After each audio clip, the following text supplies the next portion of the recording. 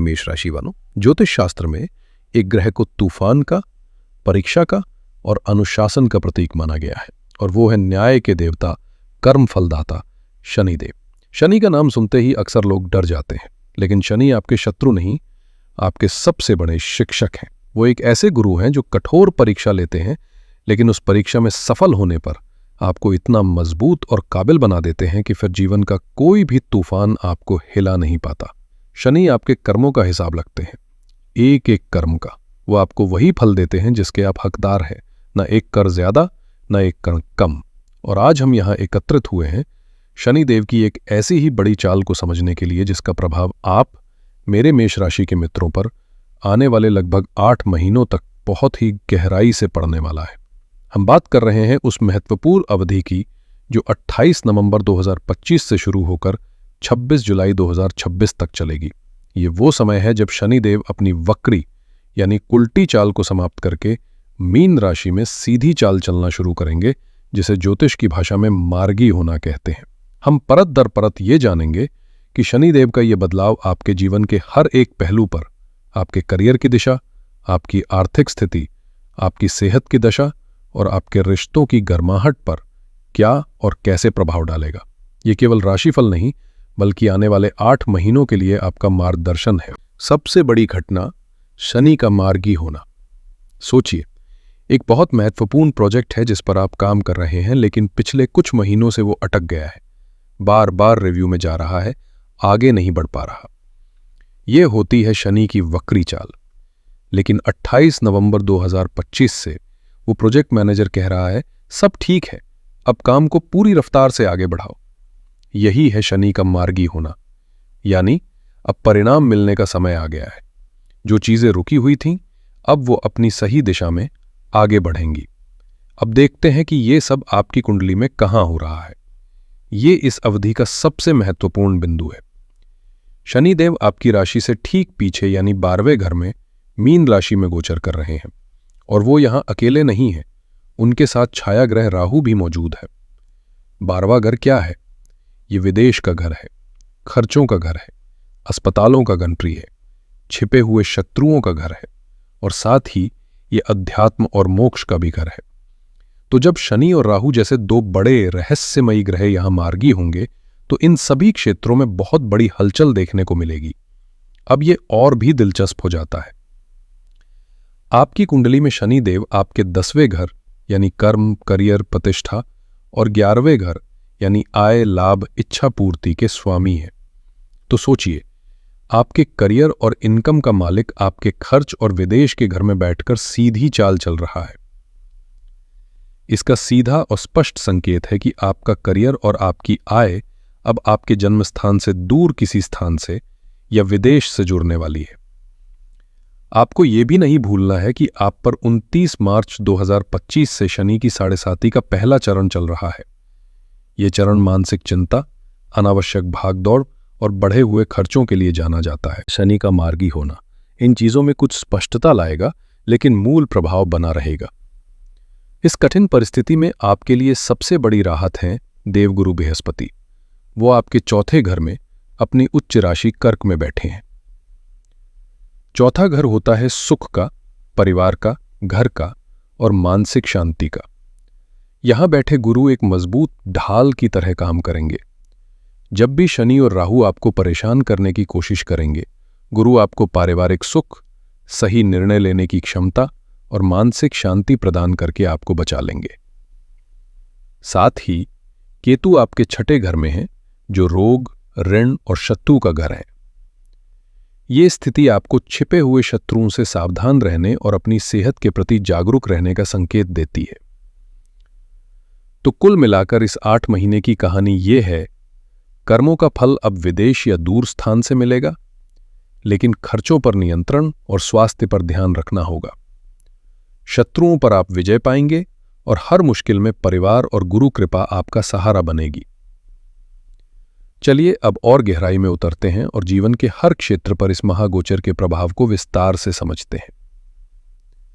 मेष राशि वालों, पिछले कुछ महीनों से जब से 7.5 शुरू हुई है, आपने शायद अपनी ऊर्जा में कमी, बेवजह की थकान और स्वास्थ्य को लेकर चिंताएं महसूस की होंगी।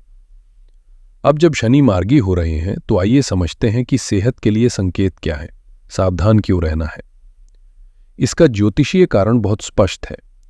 शनि आपके 12वें घर में है, जो अस्पतालों और शैया सुख का घर है। यहां से शनि की सीधी 7वीं दृष्टि आपके 6ठे भाव पर पड़ रही है, जो सीधे सीधे रोगों का घर है। ये एक ऐसा अक्ष बना रहा है जहां आपको अपने स्वास्थ्य को प्राथमिकता देनी ही होगी। डेटा के अनुसार आपको आंखों, गले और पैरों से संबंधित समस्याओं पर विशेष ध्यान देना चाहिए।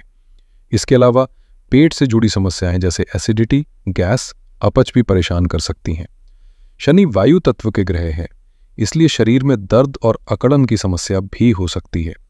मानसिक स्वास्थ्य की बात करें तो 12वें घर में शनि और राहु का होना कभी कभी मन में एक अनजाना सा डर, उदासी या अकेलापन दे सकता है। आपको लग सकता है कि आप बहुत मेहनत कर रहे हैं पर कोई समझ नहीं रहा, लेकिन यहीं पर 4थे घर में बैठे गुरु आपकी मदद करेंगे। परिवार के साथ समय बिताने से, ध्यान या पूजा पाठ करने से आपको बहुत मानसिक बल मिलेगा। शनि का संबंध पिता और बड़े बुजुर्गों से भी होता है, इसलिए इस अवधि में अपने पिता और घर के बुजुर्गों के स्वास्थ्य का भी विशेष ध्यान रखें। इसका एक सकारात्मक पक्ष भी है। जो लोग किसी पुरानी बीमारी से जूझ रहे थे, शनि की मार्गी चाल उन्हें उस बीमारी से लड़ने का सही रास्ता और सही इलाज खोजने में मदद कर सकती है। अब बात करते हैं करियर की। करियर के लिहाज से ये 8 महीने आपके जीवन के सबसे परिवर्तनकारी समय में से एक हो सकते हैं। मार्च 2025 से कई लोगों ने नौकरी में अस्थिरता, अचानक नौकरी छूटना या बिजनेस में भारी नुकसान का सामना किया होगा। अब देखिए कि शनि की सीधी चाल कैसे परिदृश्य को बदल रही है। नौकरी पेशा लोगों के लिए स्थान परिवर्तन का प्रबल योग है। आपके कर्म भाव के स्वामी शनि 12वें घर में है। यह ज्योतिष का एक क्लासिक योग है, जन्म स्थान से दूर जाकर सफलता मिलना। अगर आपको नौकरी में ट्रांसफर का ऑफर आता है या किसी दूसरे शहर या देश से कोई अच्छा अवसर मिलता है तो उसे गंभीरता से लें। यह बदलाव शुरुआत में थोड़ा मुश्किल लग सकता है, लेकिन लंबे समय में यही आपकी तरक्की का रास्ता खुलेगा। जो प्रमोशन या इंक्रीमेंट काफी समय से अटका हुआ था, शनि के मार्गी होते ही उसके रास्ते खुलेंगे। आपको अपने काम का श्रेय और पहचान मिलनी शुरू हो जाएगी। व्यापारियों के लिए, यदि आपका व्यापार इंपोर्ट एक्सपोर्ट से जुड़ा है या आप अपने बिजनेस को विदेशी बाजार में ले जाना चाहते हैं, तो ये समय आपके लिए स्वर्ण काल साबित हो सकता है। नए विदेशी क्लाइंट्स मिलेंगे और विदेशी सौदों से लाभ होगा। हालांकि सामान्य व्यापार की गति थोड़ी धीमी रह सकती है। शनि धीमे चलने वाले ग्रह हैं, इसलिए रातों रात मुनाफे की उम्मीद न करें।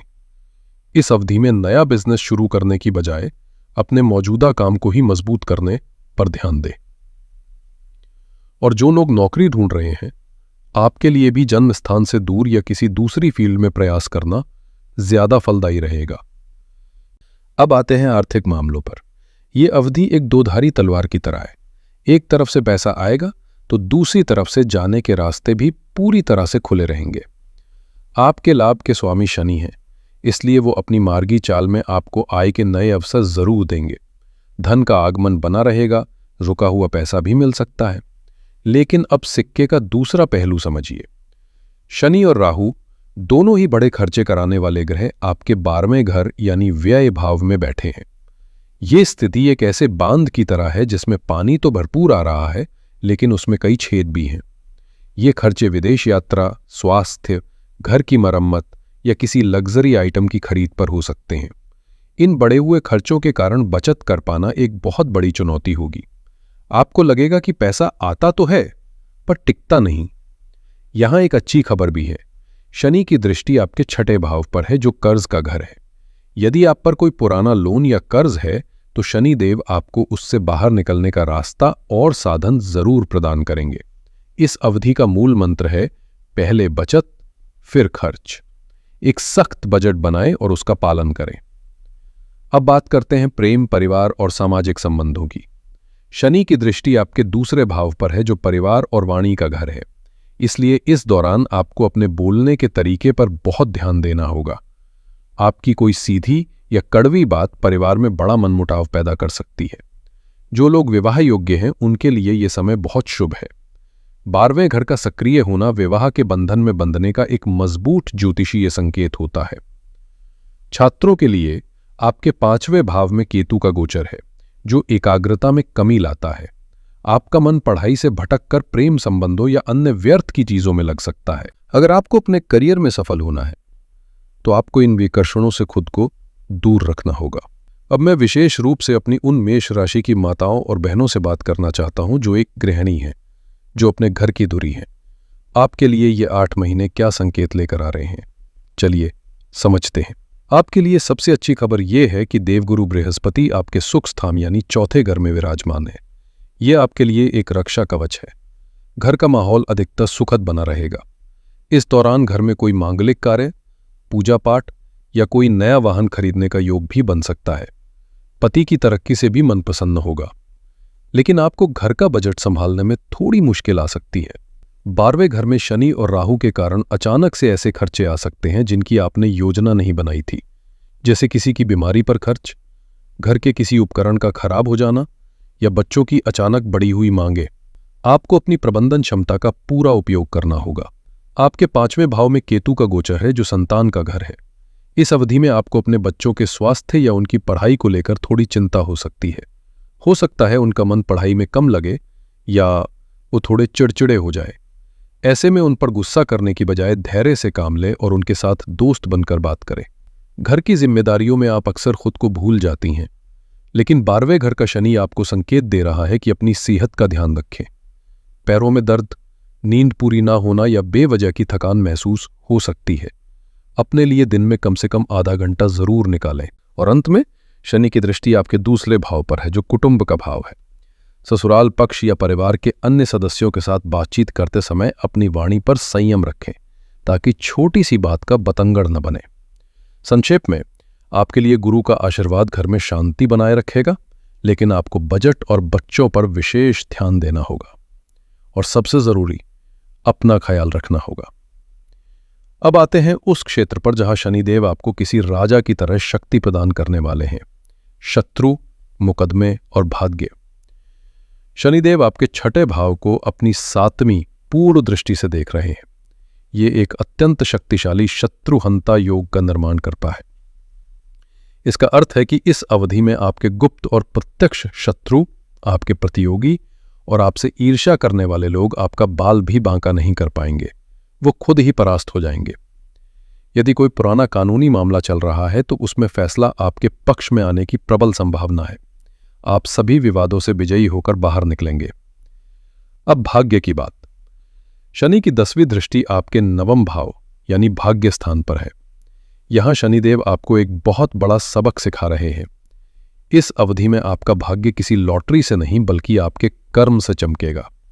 आप जितना पसीना बहाएंगे, जितना अनुशासन में रहेंगे, भाग्य उतना ही आपके कदम चूमेगा।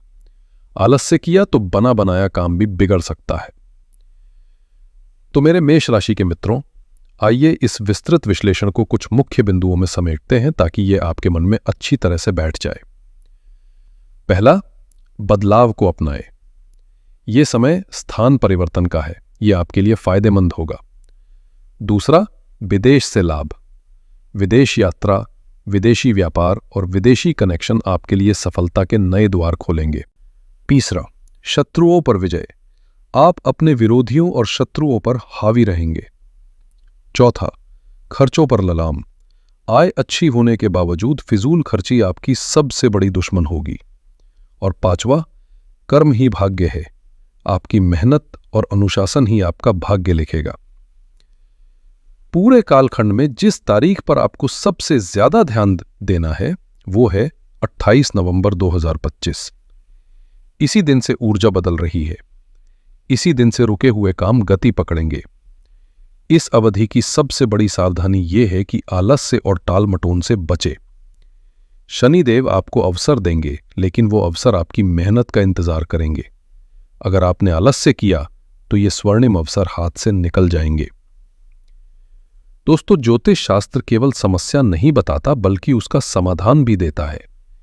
इन उपायों को पूरी श्रद्धा से करने पर आप ग्रहों की नकारात्मक ऊर्जा को कम करके सकारात्मक ऊर्जा को बढ़ा सकते हैं। पहला उपाय, हनुमान जी की शरण।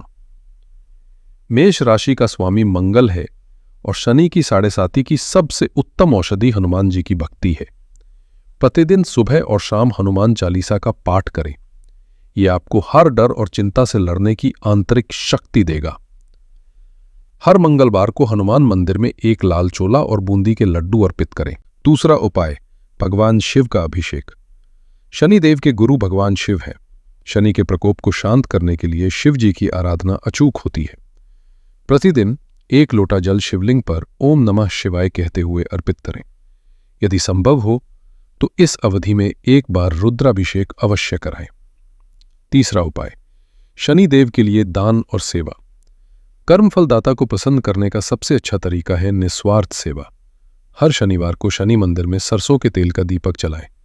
किसी गरीब, जरूरतमंद या वृद्ध व्यक्ति को तेल में तले हुए खाद्य पदार्थ या काले वस्त्र अपनी श्रद्धा अनुसार दान करें।